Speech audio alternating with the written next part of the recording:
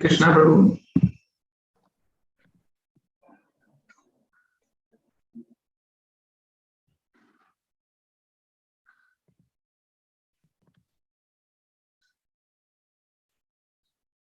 Hare Krishna, Kalachakra Prabhu. Hare Krishna Prabhu.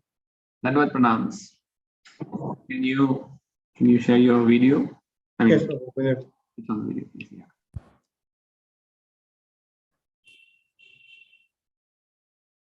Can you see me, Prabhu?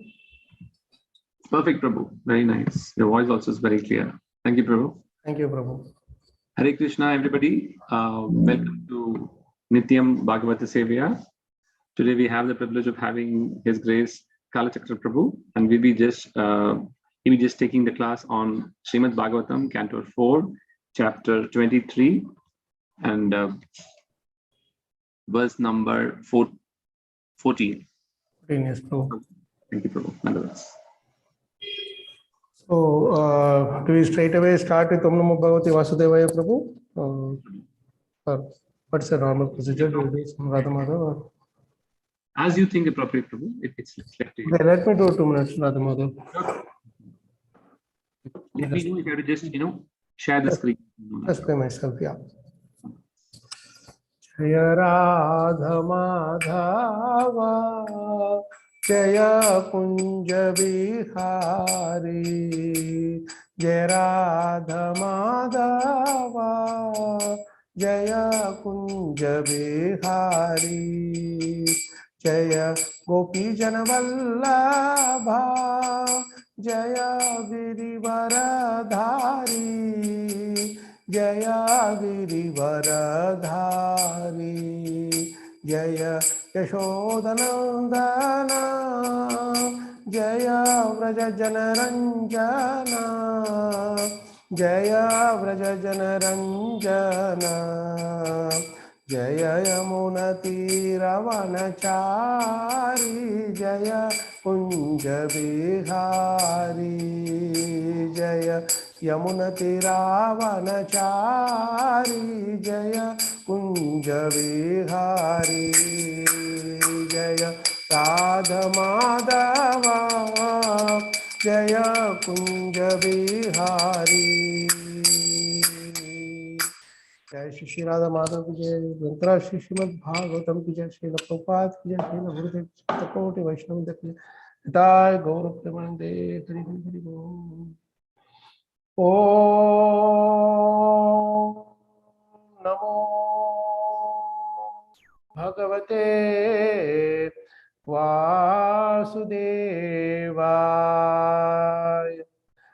ओम नमो भगवते वासुदेवाय। ओम नमो भगवते वासुदेवाय। नारायणं नमस्कृत्य नरं चैव नरोत्तमं देवीं सरस्वतीं व्यासं ततो जयमुदीरयेत्। नष्टप्रायेष भद्रेषु नित्यं भागवत सेवया भगवती उत्तम श्लोके भक्तिर्भवती नैष्टिकी। ओम अज्ञानतिमिरान्धस्य ज्ञानाञ्जनशलाकया चक्षुरुन्मीलितं येन तस्मै श्रीगुरवे नमः। श्रीचैतन्यमनोभीष्टं स्थापितं येन भूतले स्वयं रूपकदा मह्यं ददाति स्वपदान्तिकम्।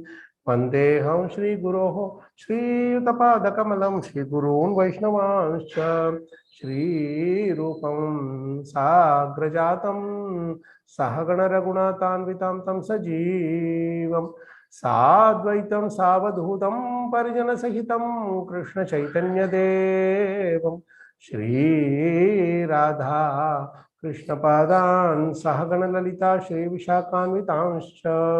हे कृष्ण करुणा सिंधो दीनबंधो जगत्पते गोपेश गोपिका कांत राधा कांत नमोस्तुते।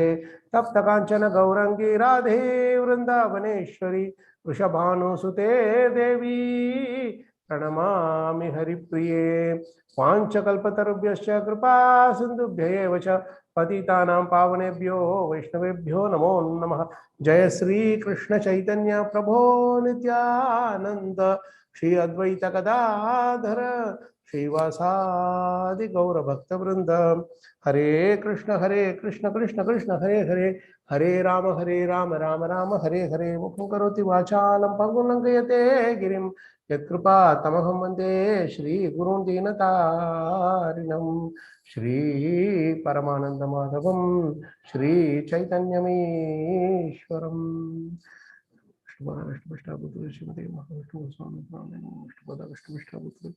श्रीमते भक्ति वेदांत स्वामी निधि नामने नमस्ते सारस्वती देवे गौरवाणी प्रचारिणे विशेषण्यवादी पाश्चात्य। हरे कृष्ण प्रभु माता जी, दंडवत प्रणाम। Thank you so much for giving us your wonderful association on this nice morning, Saturday morning, and for the opportunity to glorify the Supreme Lord and Srimad Bhagavatam in the assembly of such wonderful devotees. I think the verse, Ravi Lochan Prabhu, you would share the verses or I should share the verses? How does it work? Any way you want, Prabhu. I'm ready, and if you want, you can also share it, whichever way you want. If you share, that will help me, Prabhu, yes, because I'll do that. I'll do it, Prabhu. I'll do it. Thank you. Thank you. So we are reading from Canto 4, Chapter 23, verse 14. Right? This is the chapter titled Prithu Maharaj Going Back to Godhead. The wonderful set of chapters comprising the entire episode of Prithu Maharaj's appearance, his pastimes, instructions, everything, and then all the way till he winds up his activities in this world. This entire section of 4, 5, 6 chapters, they are amazing chapters. Such wonderful verses, such wonderful instructions for performing pure devotional service. So this is towards the end of the entire episode. I remember when I read this the first time, or every time I read this particular episode, I read it with so much relish. There's so much rasa, bhav that is there in every single chapter, and also the various prayers, instructions, etc. And through this chapter also, Prithu Maharaj is giving us some very, very important instructions. So let's see what we can get gain from today's this verse. Verse 4:23-14. Sampidyapayum parshnibhyam vayum utsarayanchanaihi nabhyam košteshu avasthapya hridyurah kanta shirshani. Sampidya by blocking, payum the door of the anus, parshnibhyam by the calves, vayum the air which goes up, utsarayan pushing upward, shanaihi gradually, nabhyam by the navel, koshteshu in the heart and in the throat, avasthapya fixing, hrit in the heart, puraha upward, kantha throat, shirshani between the two eyebrows. Translation, Srila Prabhupada is here.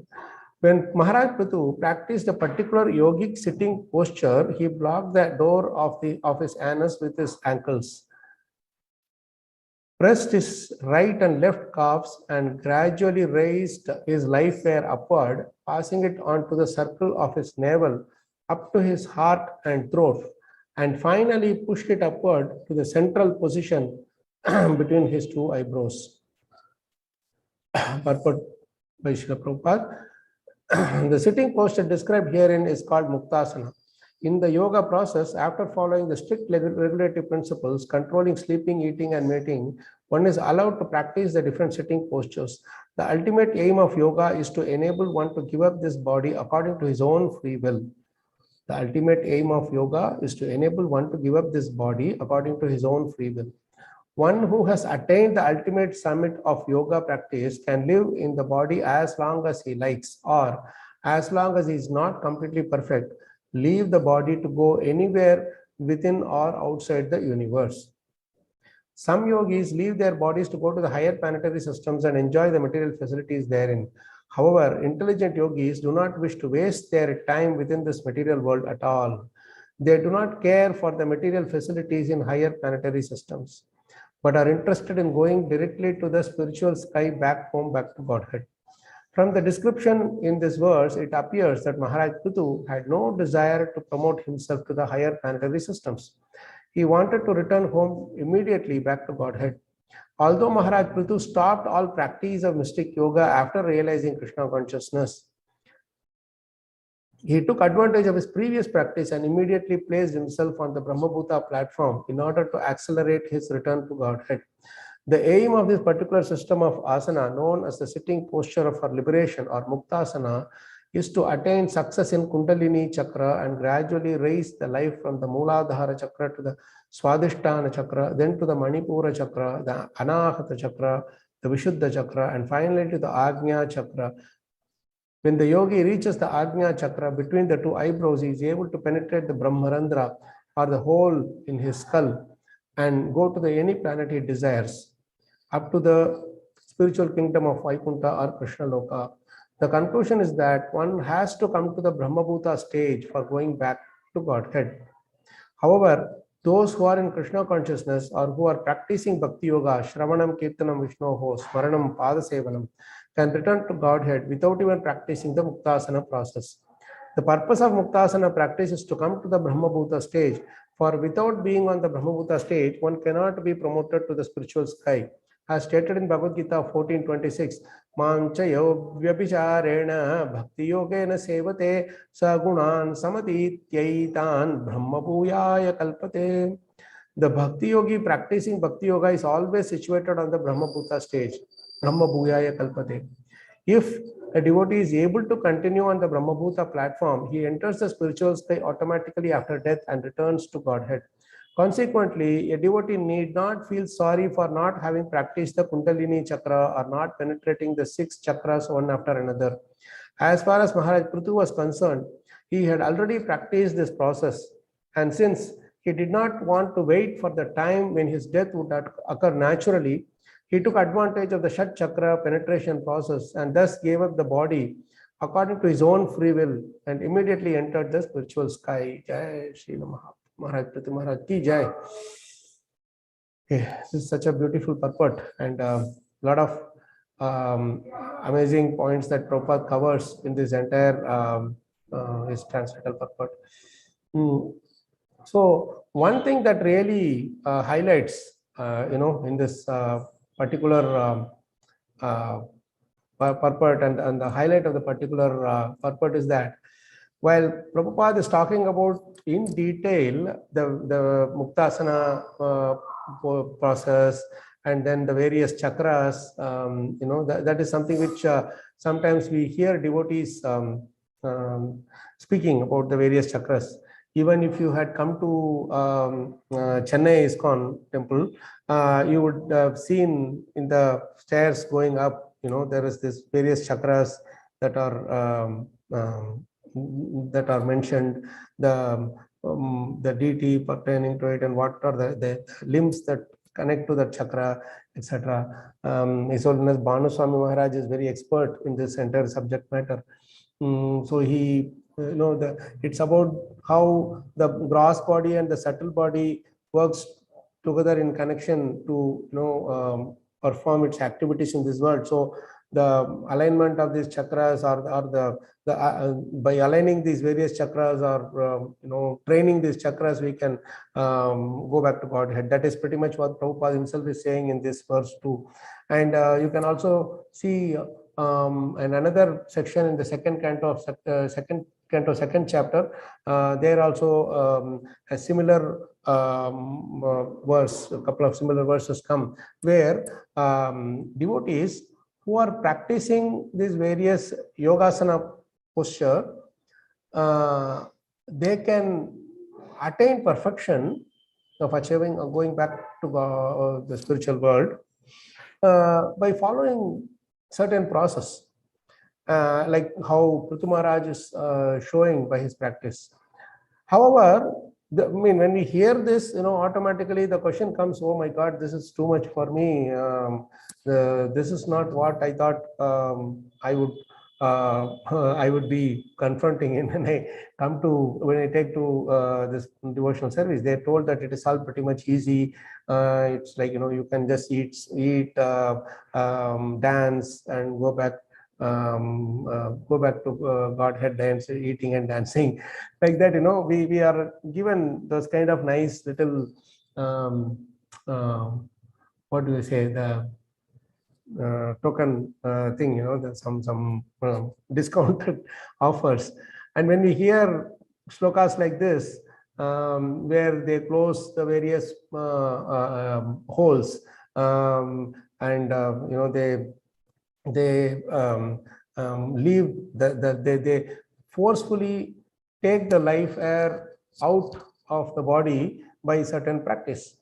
However, one thing that we can take courage from is that, as Prabhupada says here in the purport, towards the end,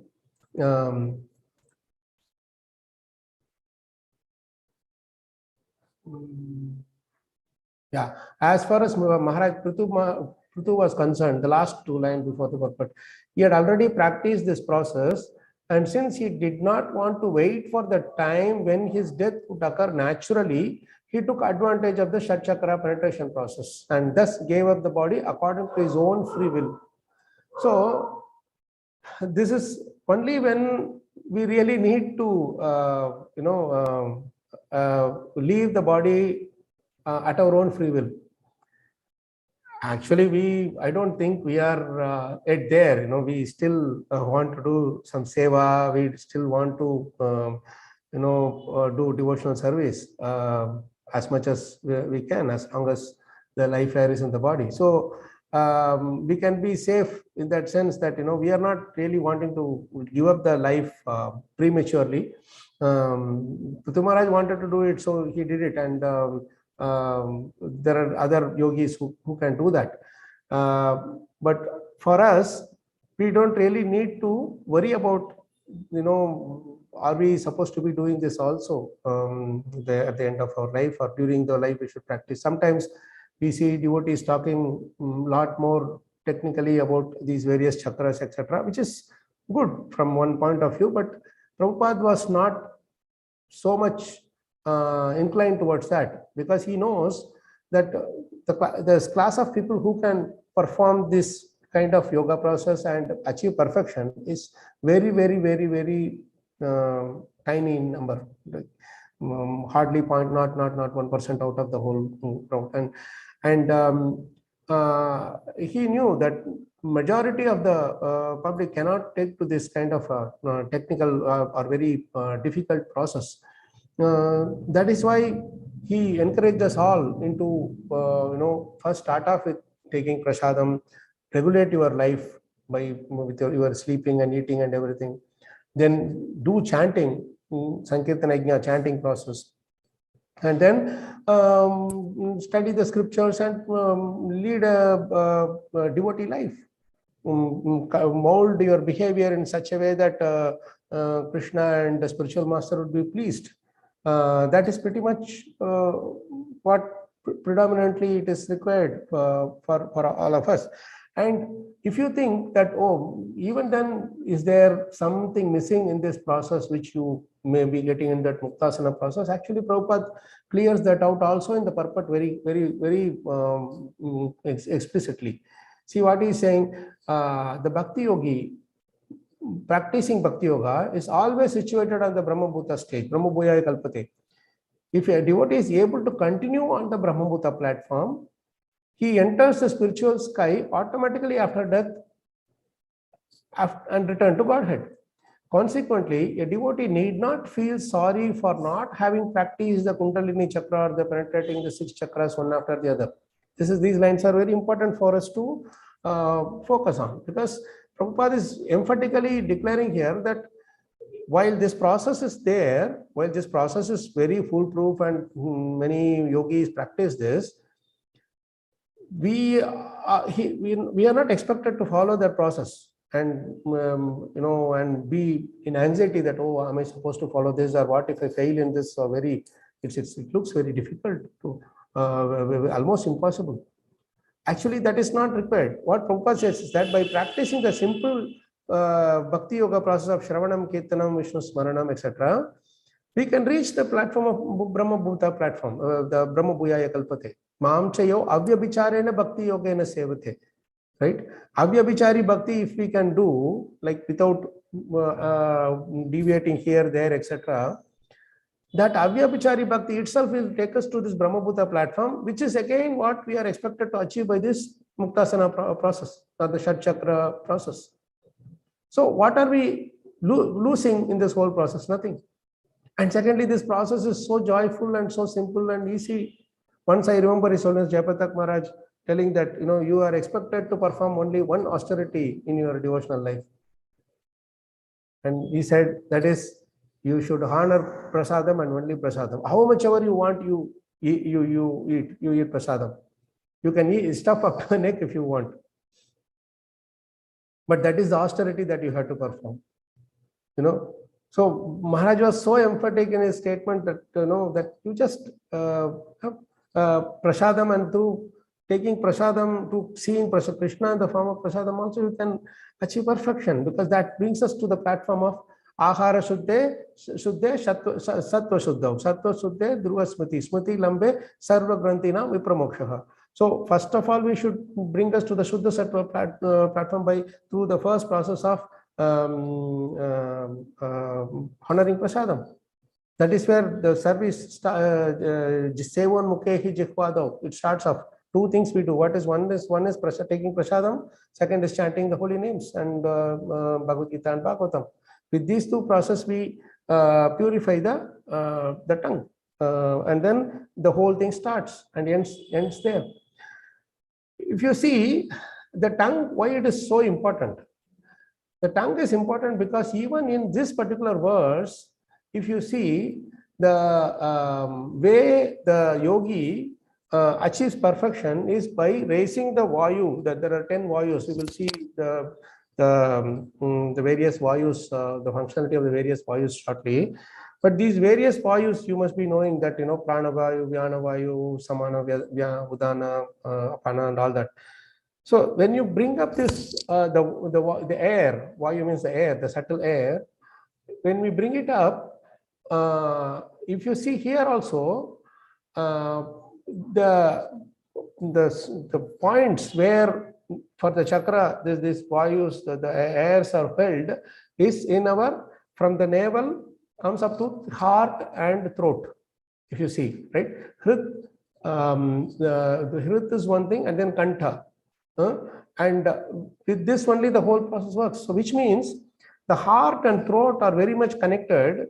Either if you are using this Kundalini Chakra process, or our Shravanam and Kirtanam. Because in the Shravanam and Kirtanam, we should sing with our heart, and we should use our throat to glorify the Lord's holy names and pastimes, isn't it?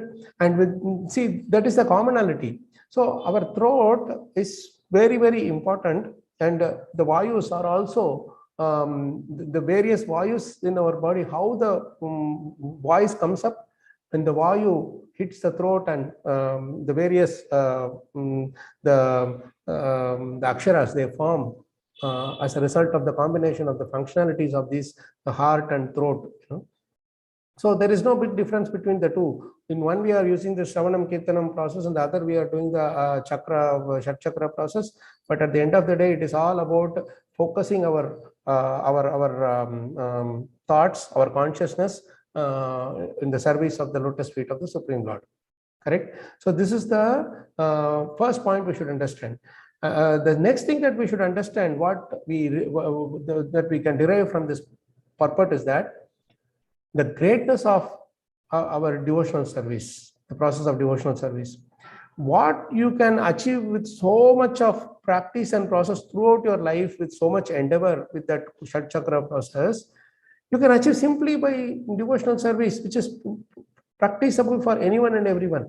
So how can you achieve something which is impossible to achieve through another process, which is so very difficult to achieve through another process, by simple process of eating and chanting, chanting and dancing?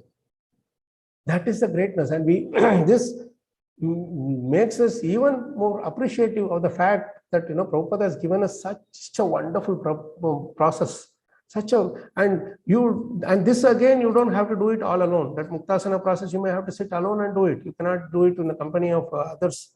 But Bhakti Yoga, this our Shravanam Kirtanam process, Navavidha Bhakti, you can do it in the association of devotees. You can do it in the association of other practicing sadhakas.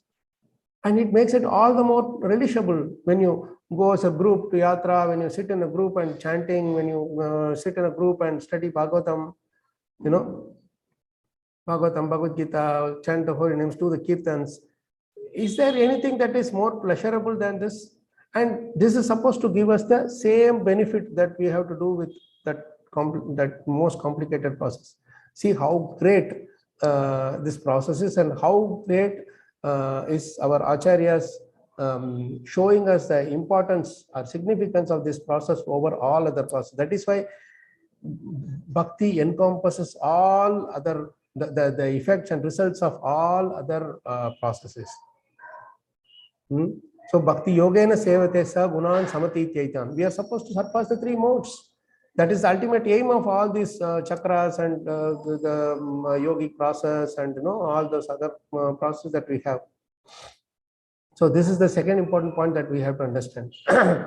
And apart from this, the other thing that which we have to also learn is that through this process, through this our process of Bhakti Yoga, we not only get the lessons, but we also are bestowed upon with the transcendental pastimes of the Lord and his devotees through the pages of Bhagavad Gita and Bhagavatam, which gives us the lessons for fine-tuning our behavior as human being, in this particular yoni.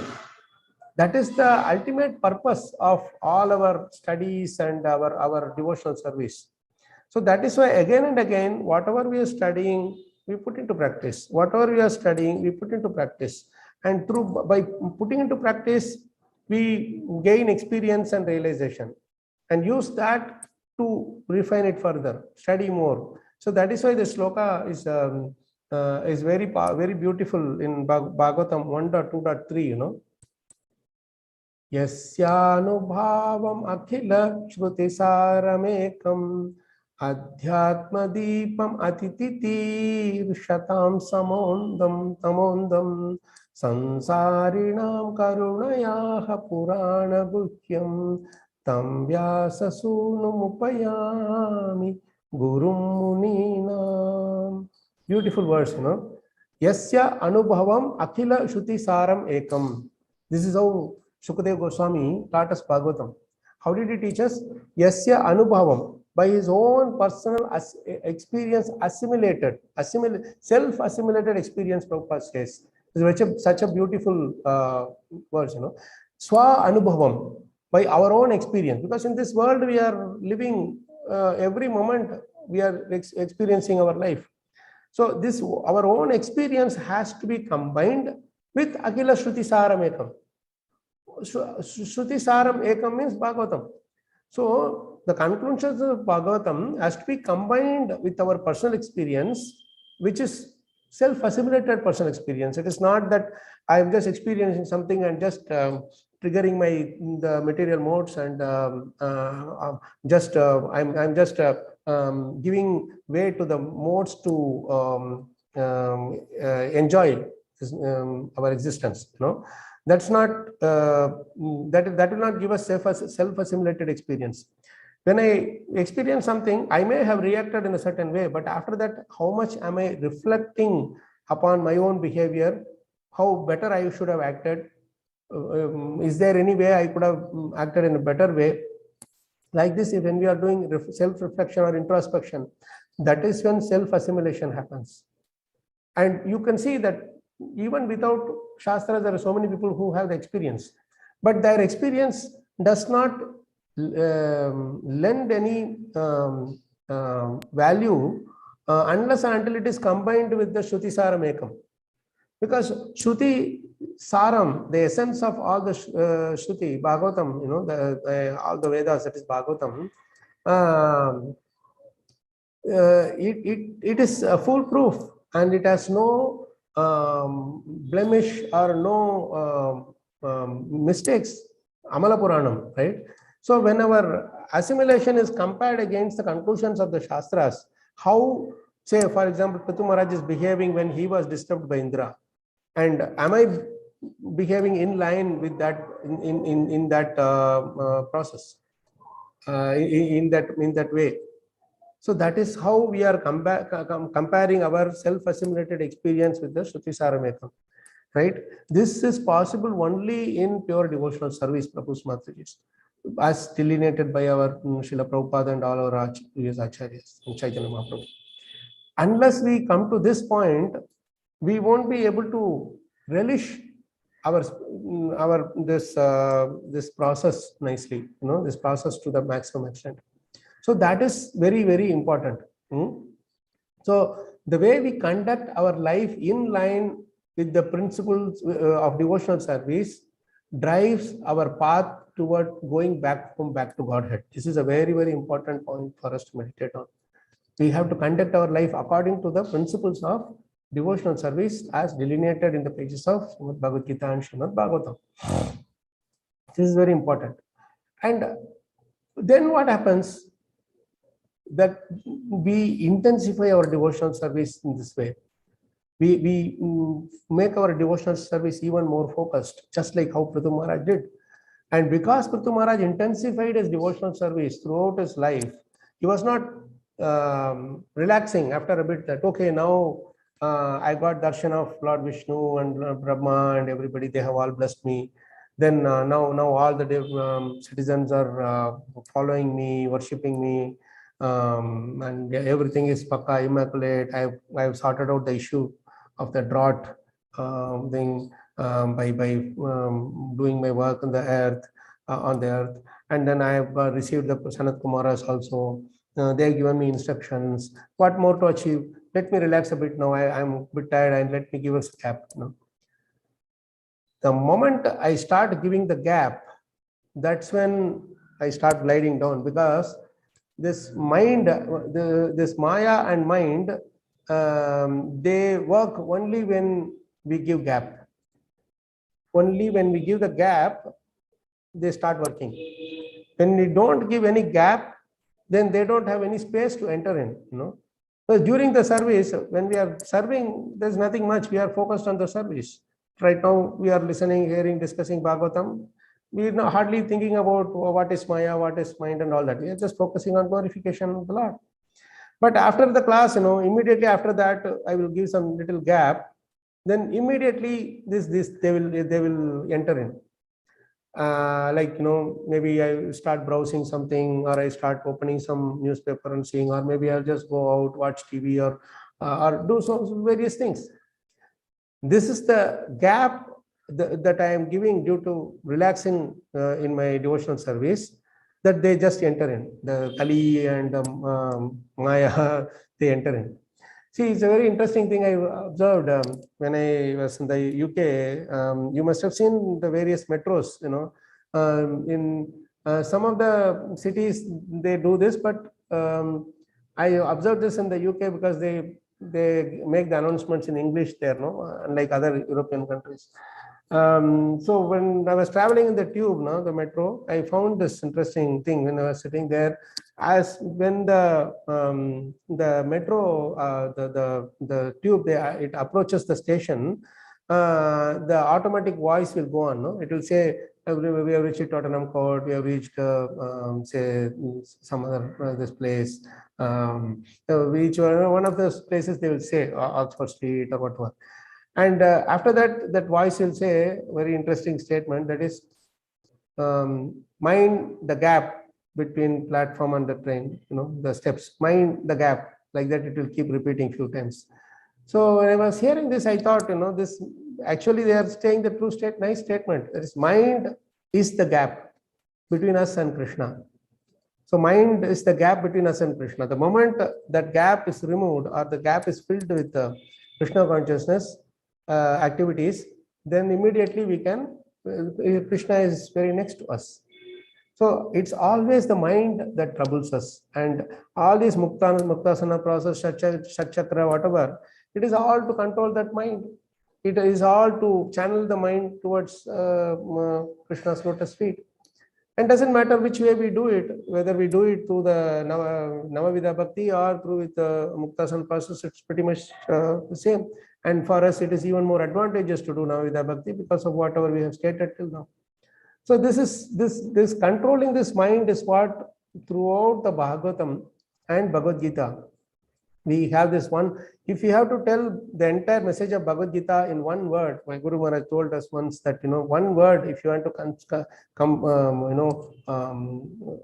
make it like a capsule and give it in one word, that one word is called Sanyam. Sanyam means controlling the mind and senses. Basically keeping it under control, mind. So that is the only first and foremost thing that we have to do. If you take the entire Bhagavad Gita in place, that's what Krishna wants Arjuna to do, to control your mind by giving it to me. I will take care of it. You just take care of the service. I will take care of your mind. So this is the main instruction that we have to learn from the various episodes. And here also you can see how Prithu Maharaj did not relax even one bit. He had achieved everything in his life, whatever he desired to do, but he didn't relax, saying that, okay, now I've done everything, Krishna will take care of me, I don't have to worry, let me go and enjoy a bit. No. So he intensified his devotional service even more at every moment. That is the way he actually attracted the mercy of the Lord.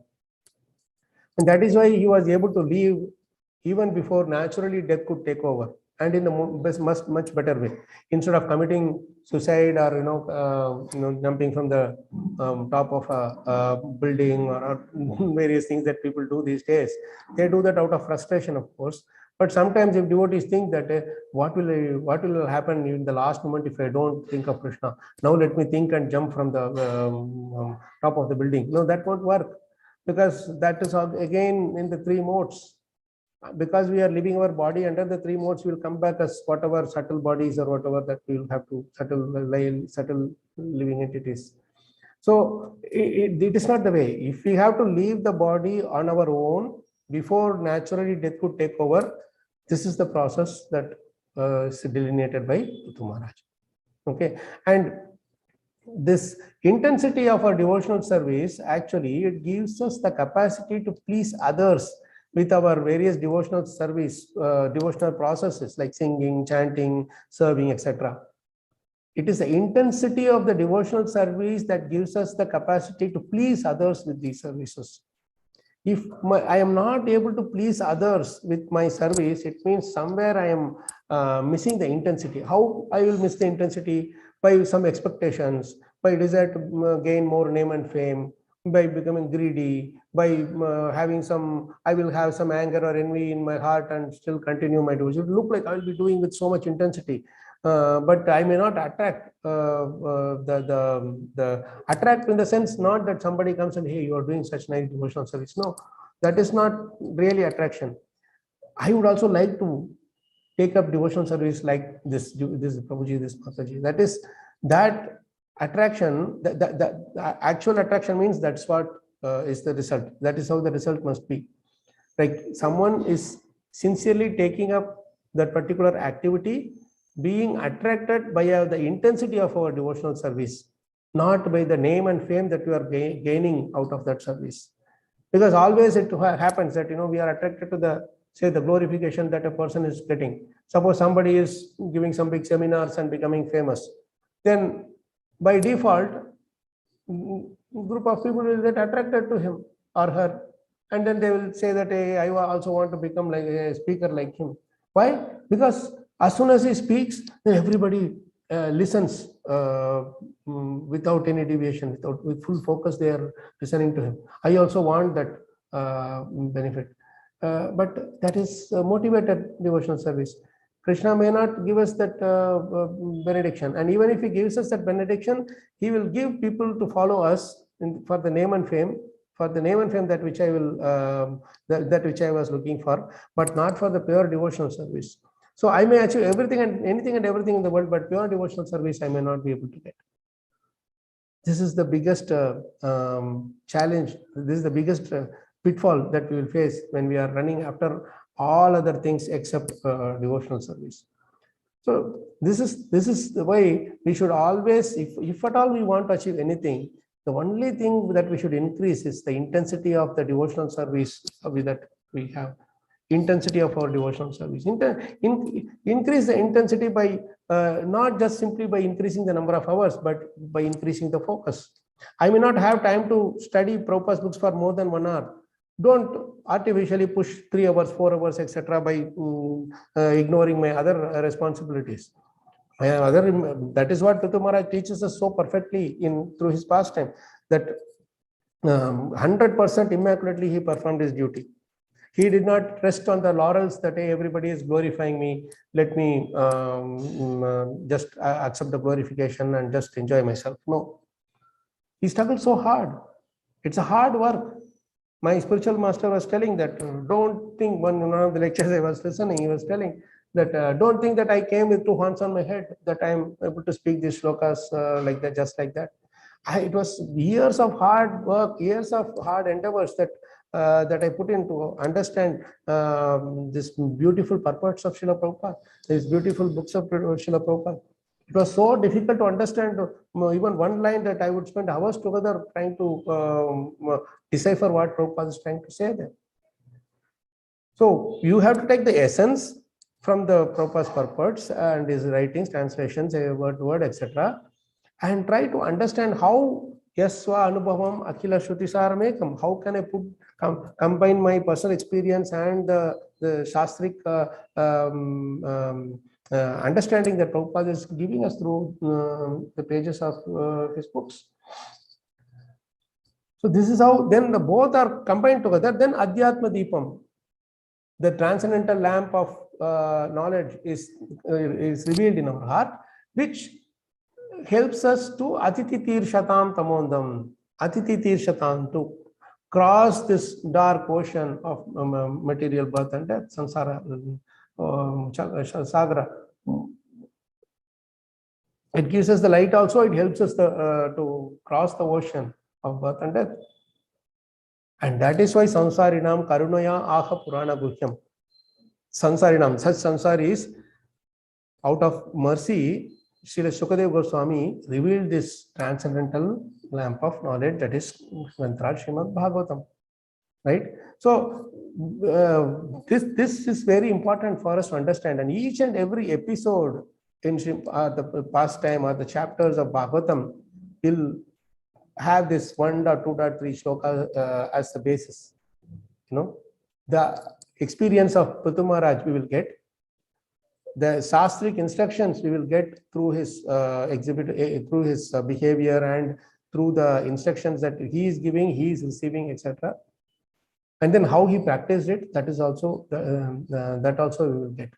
Same thing we'll get from Prahlad Maharaj. Same thing we'll get from Dhruva Maharaj. Anybody you take, these things will be, these 3 things will be there. So we'll just conclude with few little things how Prithu Maharaj taught us. Prithu Maharaj actually performs 3 important roles in his entire pastime of this incarnation, right?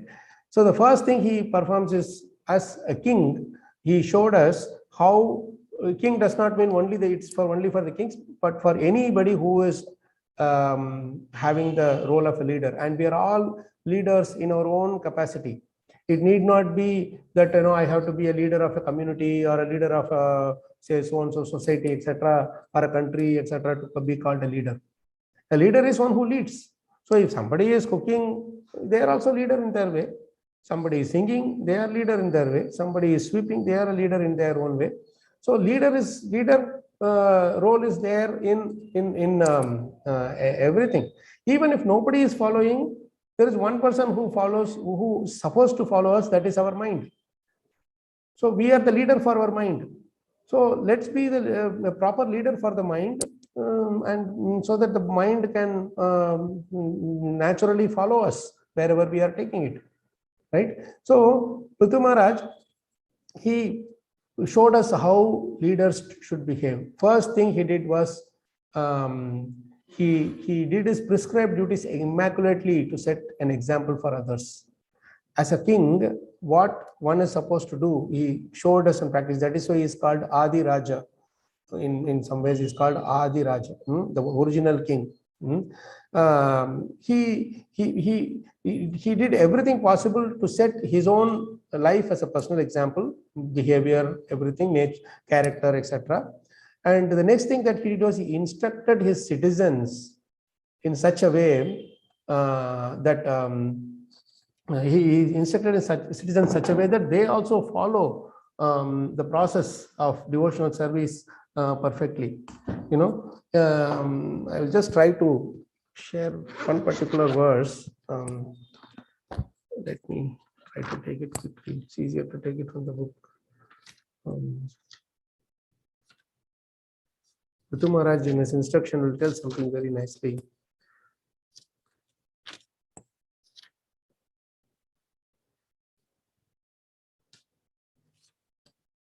This is where his role as a king is so nicely revealed to us, you know.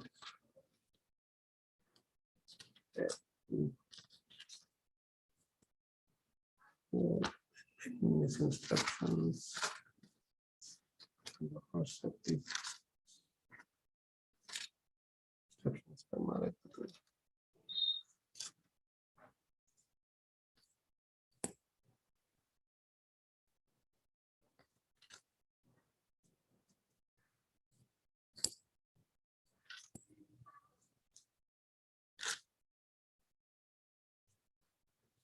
His instructions are so nice that verse number 4:21-36, you know, there are quite a few verses where he instructs citizens, but as a king, you know, he says something very interesting in this verse.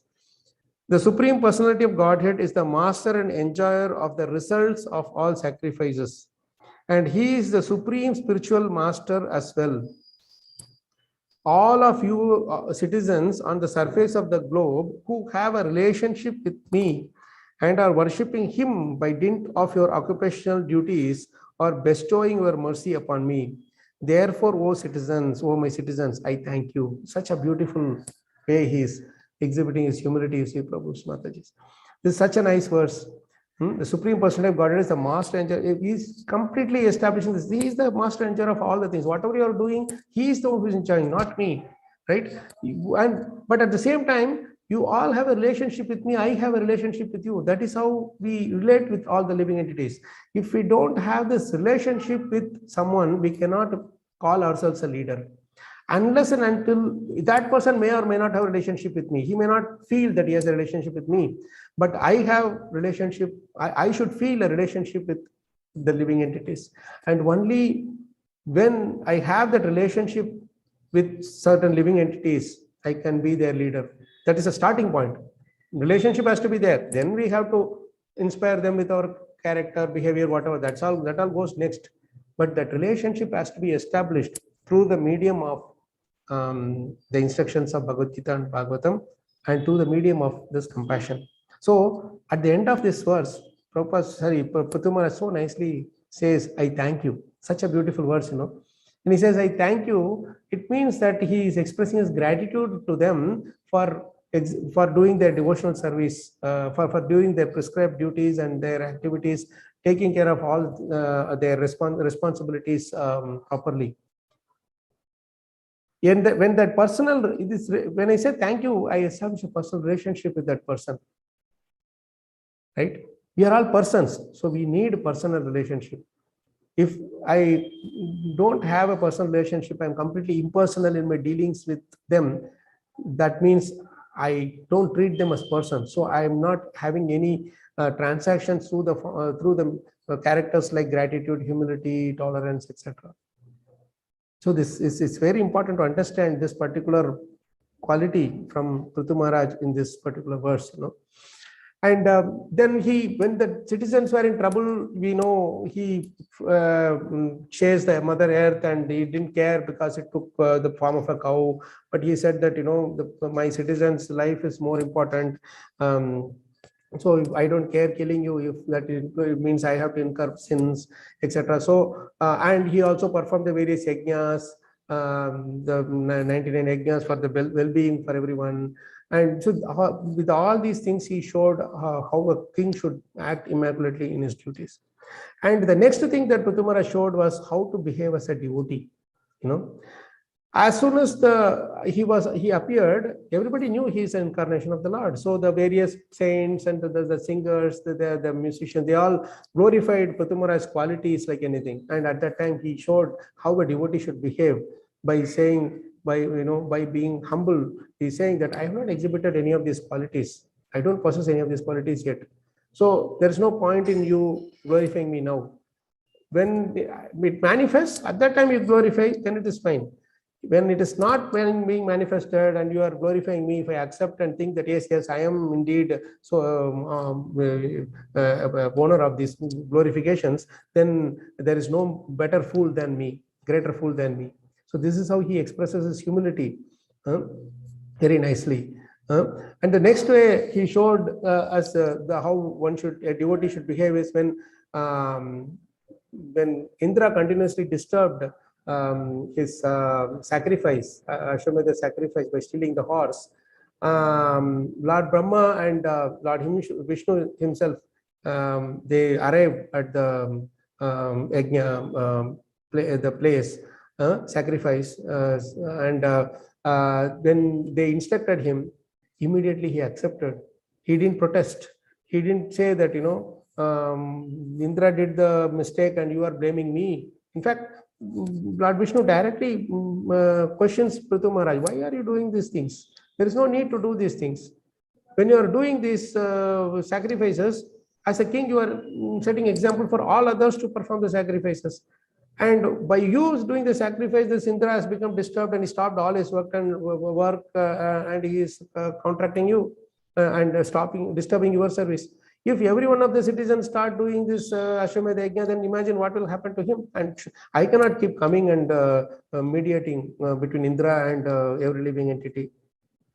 So you teach the general mass, general public, that this Ashwamedha Yajna, all these things are not required. Simply do your duty properly and do it with the devotional service to Krishna. That is good enough for you to achieve perfection in your life. And when this instruction was given by Vishnu, he did not feel victimized. He did not feel that, self-pity upon himself. Immediately he accepted and stopped the sacrifice. Because Vishnu clearly said that you are 99, I am accepting it is 100.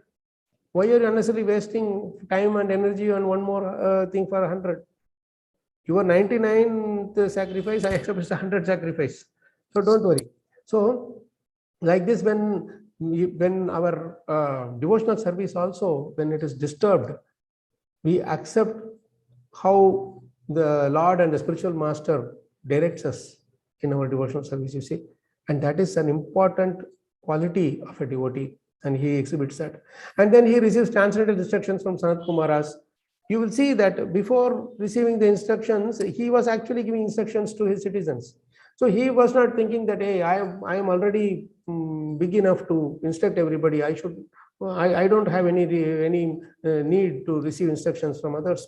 Let just Sanat Kumaras come, eat prasadam and go away. He didn't think like that. When they came, he received them. He showed again by practice how we should receive pure devotees, how we should receive exalted devotees. By washing their feet, by humbly sitting next to them and asking questions on his behalf, on everyone's behalf. So he showed all these things by his own example. And then as a devotee, finally he showed, like how in this verse we saw, he showed by his personal example how one should leave this world again. Right now, as a devotee, he does all these things. And as an avatar himself, he's an avatar of Vishnu, Shakti Avatar. So as incarnation, he did unsurpassable deeds like flattening the earth and then receiving the essence from the earth and enabling everyone else, like the sages, the devatas, the demons, and the vidyadharas or whoever. Everybody could come and extract the essence from Mother Earth by the intensity of the devotional service of Prithu Maharaj, right?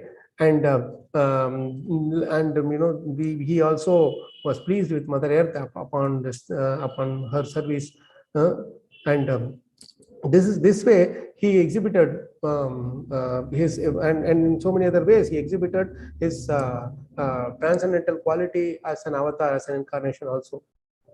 So this is how I can summarize this entire. It's too much, a lot of wonderful things inside this. As a devotee, I will just probably close with this beautiful verse, how Prithu Maharaj teaches us a very, very important instruction as a devotee when he prays to Lord Vishnu. It is verse number 4, 20, 31. This verse is very special to us because when our spiritual master was affected by this stroke way back in the year 2000. This was 10 years before he left his body, So at that time when he was admitted in the hospital, he lost his limbs movement. He couldn't speak, but his consciousness was perfect, So he throughout that entire month, Maharaj could not speak anything. Then after he was shifted from the hospital, he got better and he was asked to give a class. The first class which Maharaj took was on this verse 4.20.31. And when devotees asked Maharaj what is so special about this verse, at this time Maharaj said that throughout this period I didn't know whether I will be alive or I will be gone, whether Krishna was going to take me away or let me live on. So I was meditating on this prayer throughout this period. So that's why it came out in my first class. So this sloka is so beautiful. Tvanmayayadha janaisha kandito yadanyadashastaratmano buddha yatha charet balahitam pita swayam tatha tvamevarhasinah samihitum. Such a beautiful verse. This is how we should pray to the Lord. My Lord, due to your illusory energy, all living beings in this material world have forgotten the real constitutional position. And out of ignorance, they are always desirous of material happiness in the form of society, friendship, and love. Therefore, please do not ask me to take some material benefits from you. But as a father, not waiting for the son's demand, does everything for the benefit of the son, please bestow upon me whatever you think is best for me. It's a beautiful prayer, especially the second part. This is how we should pray to the Lord. When Krishna comes, like how Narsimhadev also came to ask, give benediction to Prahlad Maharaj. Dhruva Maharaj was also given benediction. But, this is such a beautiful mood that Prithu Maharaj showing us as how to behave as a devotee. As a king, he showed us how he was acting as a king. As a Prabhu, you can please keep that shared, Prabhu. As a incarnation, he showed us what all he could do. And as a devotee also, he teaches us, how we should behave, how our character should be, how we should relate to Krishna. Please do not ask me to take any material benefits from you. Yatha charet balahitam pita swayam. The son does not ask father, and when he is just a small boy, he doesn't say, Father, I want to be an engineer, I want to be a doctor, etc. The father knows, or he doesn't say, I want a cloth, I want this, etc. The father gets the cloth, food, place to stay, everything on his own. The son need not ask anything, right? But father, why the father is here mentioned here? Because the father, what he does is, he does whatever is best for the son, and without whatever is best for his son, out of pure love. He doesn't expect anything in return from the son, because father doesn't need anything, right? And he does not wait for the son's demand. That's the most important thing. Krishna does not wait for us to come and ask him. The moment he sees that yes, this person, this devotee needs this for doing his devotional service better, he has a sincere desire to do something, but he needs this thing, he bestows automatically. That is how when Prabhupada was going everywhere, he was not asking for money from everybody. He was just going and doing Sankirtan, and everything was coming on its own. How? Because the Lord knew what is needed where. So as long as we simply perform our devotional service to the best of our ability, with full intensity, as we discussed earlier, whatever is needed for us will be given to us, bestowed upon us by Krishna, just like how a father bestows upon the son without waiting for the son's demand. Hare Krishna. Thank you, Prabhu Mataji. Hare Krishna, Prabhu. Dhanavats. Thank you. Prabhu. Hare Krishna. Thank you for the wonderful, wonderful class. It was a lot of, as you said, you usually said it, like there was a lot of points which I could actually take from here. Sorry, Prabhu, just 1 minute. I just quickly summarize the key points in terms of what I've just taken away from here. So you started wonderfully explaining with by just training the various chakras, one can go home to Godhead, but actually we don't have to do that. That's what our acharyas have been saying very, very simply, that you can actually enjoy your joyful and simple process of bhakti yoga through actually chanting, dancing, and eating. So we could do it very simply. You said that, and you said that just through the bhakti yoga stage itself, one actually reaches the Brahma Bhuta stage. So Shravanam and Kirtanam is very, very important in that aspect. Of course, the 9 process of bhakti is there in this. And then you also talked about how there is a commonality between the two processes, where the heart and throat, they are important as well as common to both the chakra and the devotional process. And the focus should be on our total consciousness in the service of the Lord, which is very important. Then you actually simply glorified the greatness of devotional service. It is so simple, very simple to practice. It can be practiced by one and all. It's a very, very enjoyable experience. In the association of devotees, you don't have to do it alone. That was one point which came out very well. And then you talked about the Srimad Bhagavatam 1, 2, 3, where bhakti actually it just encompasses the results of all other yogic and other processes. But the most important thing is fine-tuning our behavior by studying Srimad Bhagavatam, which is a very, very important practice, which is not possible in the other processes. And you have to put it to practice. And how you do it is through reflection on one's own behavior. And you said, Shruti Saram Ekam, which is the essence of the conclusion of Vedas, and it is possible only through Bhakti Yoga, not in any other process. And further, there were a few captions that you talked about the Maya and the mind, work only when we give gap. So we should not give gap to that, which is a very, very important point to take away for me as well. And then we just talked about how we have to have the, if you just summarize the Bhagavad Gita, which talks about the instructions come is more about the Sayyam, that the controlling the mind and senses is very critical. And towards the end, you were talking very wonderfully, you just summarized in terms of Prithu Maharaj, how he intensified his service to the Lord with all focus. And we just talked about the intensity is what helps us build capacity to please others. And that particular intensity in devotional service is actually the key for that. And it should have a lot of focus. And towards the end, you just talked of the 3 roles performed by Prithu Maharaj. One as a king, as a leader, other one as a devotee, the third one as an avatar who, he just demonstrated those. There's unsurpassable deeds, and also by just demonstrating the various transcendental qualities. And of course, the essence you said towards the end, where you talked about Srimad Bhagavatam 4.20.31, how the mood of our prayer should be. When we do all this, we are just talking to our Father. So the Lord, please bestow upon me whatever is appropriate, because the Father will take care of the need of the child. So thank you, Prabhu. Thank you for the wonderful class. Very nice summary, Prabhu. Thank you. I just open the lines for devotees reflections as well as ask questions.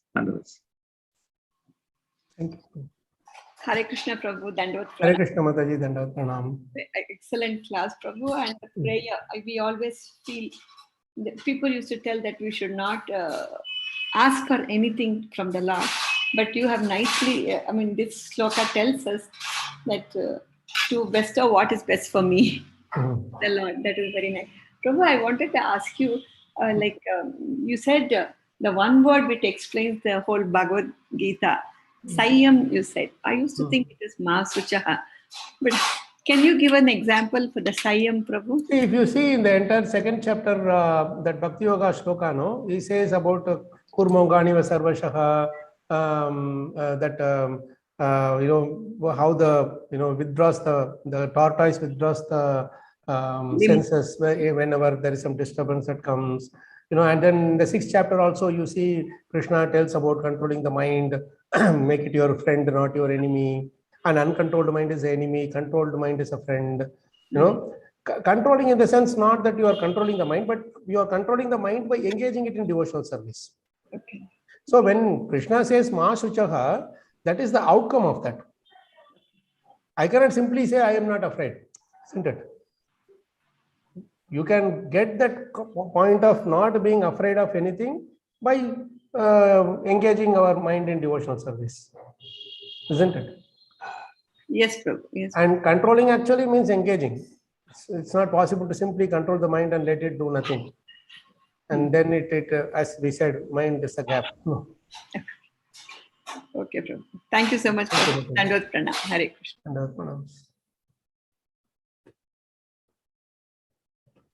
Hare Krishna. Hare Krishna Mataji, Dandavat Pranam. Wonderful class, Prabhu. Very inspiring. Wonderful insights.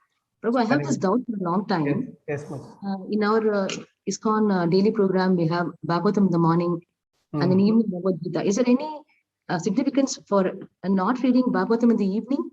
Because in some senior citizens, in my family, some senior people, they have also told me, we never read after 6 o'clock. No Bhagavatam after 6 o'clock.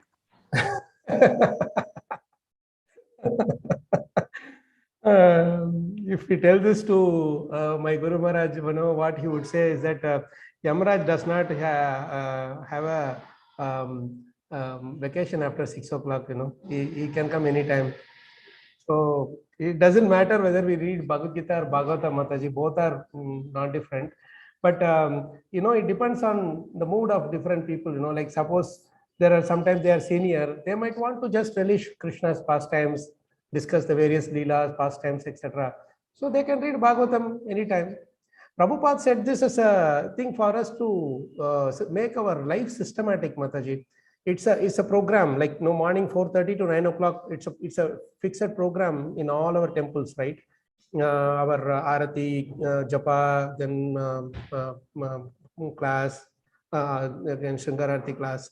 This part every day we are doing it, right? When we do this, then we program the mind to get used to it, And what happens is once the mind get used to it, then when for one day you are not doing it, it will be looking for it, or in other words, it will be looking forward to it.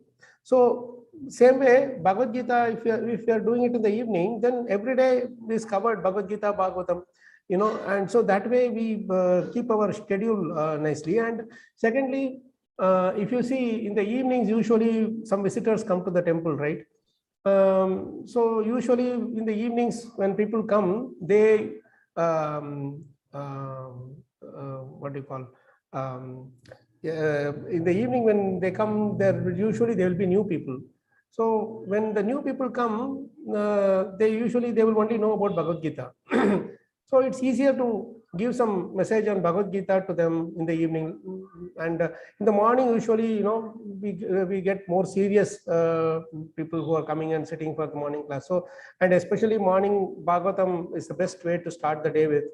So Prabhupada wanted to cover both, probably Bhagavatam and Bhagavad Gita, and that's one thing where he has put this whole program in place, Mataji, for us to keep them together. But there is nothing like it's a hard and fast rule. There are so many times we used to sit with our spiritual master in Rajkot or in Nashik, and even the evening, all through night, we will sit and read Bhagavatam. Or sometimes you would take Bhagavad Gita in the morning. But the thing is, end of the day, we just have to absorb ourselves in Krishna, and having these two both in balance in our sadhana avastha, it is good for us. But different devotees are different moods, so they would want to say, many times we would do Bhagavatam throughout the day. We have this camps or this the all-day Bhagavatam study, where we get together and read for from morning to evening, maybe with a break or two in between, small break or two. And that also I have seen so many devotees relish. So it is not a strict thing that we should do Bhagavatam only for 45 minutes or 1 hour maximum. That is from a morning program point of view. But when you start relishing Bhagavatam, you sit throughout the day and study Bhagavatam, or so sit throughout the day and study Bhagavad Gita. So there is no such restrictions there, Mataji. Thank you, Prabhu, for clearing my doubt. Hare Krishna. Yes.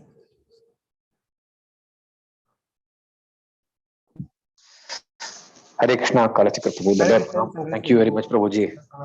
Thank you, Prabhuji. Thank you for a wonderful class, Prabhuji. Especially, I think that purport from 1.2.3, that was really wonderful, Prabhuji. Super summary. Thank you, Prabhuji.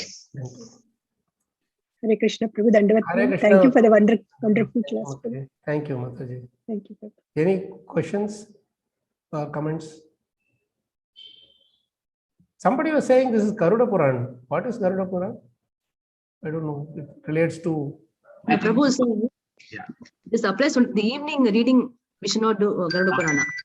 Oh, Garuda Puran. Okay, we should not read Garuda Puran in the evening.